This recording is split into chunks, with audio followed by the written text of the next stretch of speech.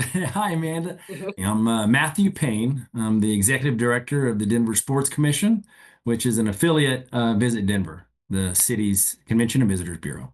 Fantastic. And for those who I haven't met out there in the virtual world, my name is Amanda Veerhoff with the ALSD, and our 36th Premium Experience Conference will be held in Denver in June of 2026. And so we've started a series called My Mile High Why, where we're going to the experts, those that are either born, raised, and live, or have moved to Denver for whatever beautiful reason, maybe the 300 days of sunshine, whatever it looks like. So I'm here with Matthew today to ask a few questions starting out with Matthew, you and Visit Denver, your whole goal is to attract and welcome guests and conference goers like us to Denver all the time. So I'd love to know what's the key messaging, the key points that you try to drive home about the city and the surrounding areas. And I guess ask more simply, why should we come to Denver? Well, we've got the Summit FC, the new franchise for the National Women's Soccer League coming into town. They actually play their first season next March. They'll be in a temporary stadium, but once they get into their permanent facility in 2028, the city will have at least six major league teams within a 5 mile radius of downtown. So not a lot of cities can say that with the number of teams and the proximity of their venues.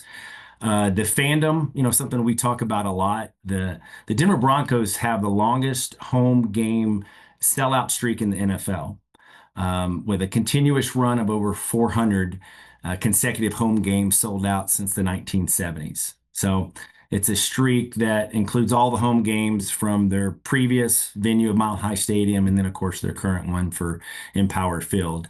And they, of course, also announced just recently they're going to be having a new stadium here in the next few years. So we'll see what that looks like. But, personally, I try to get to as many home games as I can. My wife and I are big college athletics fans. So we have season tickets to University of Colorado football up in Boulder. And then, of course, I try to see as much as I can University of Denver Pioneer hockey, right? Which, as a reminder, is maybe the most decorated college hockey program in the country with 10 national championships. Accessibility to Denver, I think, is key. The Denver airport is the 10th busiest airport in the world right now. It's got over 220 worldwide destinations. We're the number one uh, domestic nonstop destination actually in the country right now. So that's something that a lot of the conference goers will usually look to. Our downtown location is really hasn't looked better, right? They've done a renovation there on 16th Street Mall. We've got the free mall electric shuttles that go up and down the spine of the city for 16th Street. It connects Civic Center Park all the way to Union Station. So it allows people to come in from the airport on the A line, connect right into Union Station, and then be able to go on the shuttle and connect with restaurants and hotels. Dining is something that we promote a lot. We've got more than 300 restaurants downtown. Um, we also have the state's only two-star Michelin restaurant. It's called the Wolf's Tailor. That's something that's been recognized here pretty recently. We've also got a lot of food halls, right? Avanti Food and Beverage, Milk Market, Denver Central Market. In my world, for sports, of course, we promote the venues, right? We've got some really nice world-class, recognizable, kind of high capacity, and then, of course, walkable venues and sports venues. And then you have just kind of those the certain personality traits of a city, like what you mentioned before, right? 300 days of sunshine. Those are the things that we do promote a lot. It's actually more than I think San Diego or Miami, from what I've heard, but a lot of sunshine for this city. So we've got a mild weather that allows you to do a lot of things indoor and out. So we're proud of those things for sure.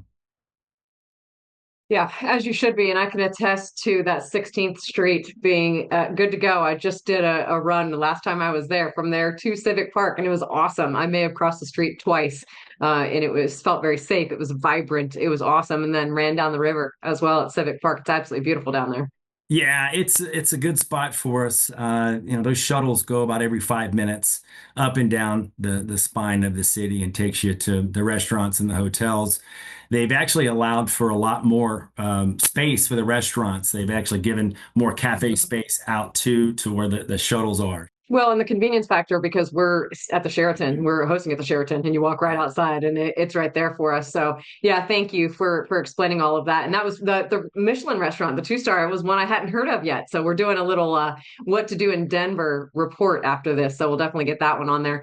You already talked about this a little bit, but any hidden gems in Denver? Those that are coming out for the conference, they might come early, they might stay late. I know my family's going to. So, any hot spots, arts, entertainment that we got to hit?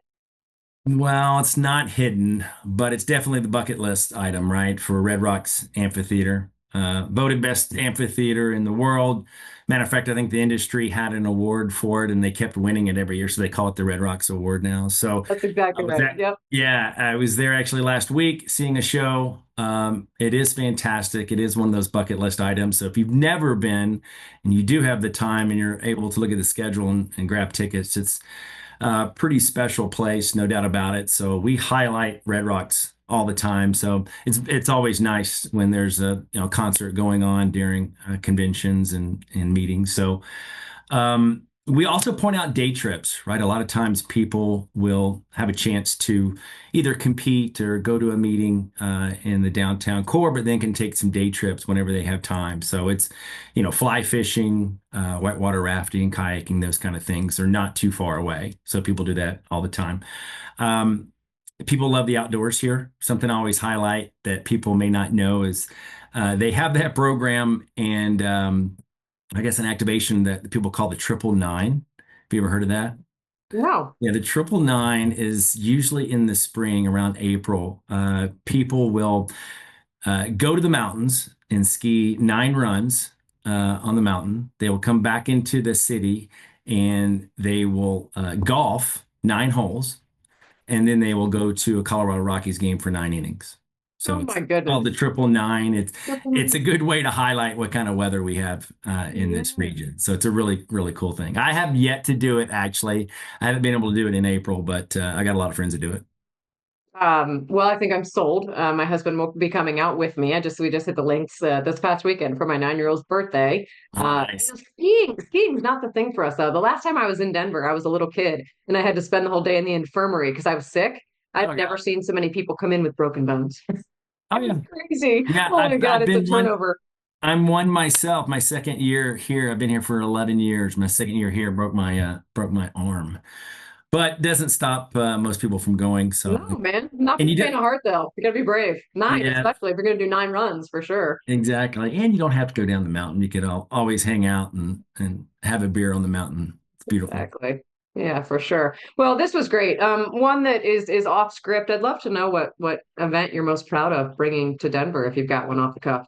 Probably the NHL Stadium Series, right? I think a lot of people have seen that before. We had that at Coors Field. So we had the Avalanche and the Red Wings playing at Coors Field. I always go back to that event. It was really, really special. The weather was perfect. And then we're pretty proud here of the Major League Baseball All-Star game that we did in 21 because we only had 13 weeks to put it on.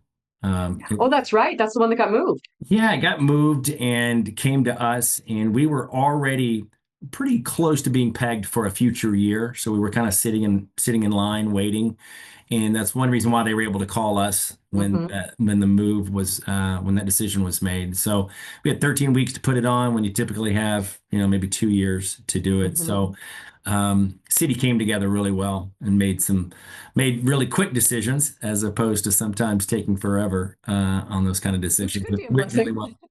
Yeah, it was kind of a Yeah, for blessing sure. and went extremely well. And I think Major League Baseball was really happy. I know the fans were too. It was one of the first ones kind of coming back from COVID to see a full stadium was nice. Absolutely. Well, and it also plays into the tight-knit group that the sports industry is. You probably could pick up the phone and say, "Hey, Yeah. I got 13 weeks to plan this thing," and you got your 10 best buddies that you probably could call and to chip in ideas. So, Yeah. well, congratulations on all that and everything else that's coming down your way. We will be back to see you in June. We can't wait. Hopefully, you can hit our stage and give us a few more tips and ways to get around Denver. But for today, we're good to go. This was fantastic. Thank you so much for doing this. We're so excited about next summer.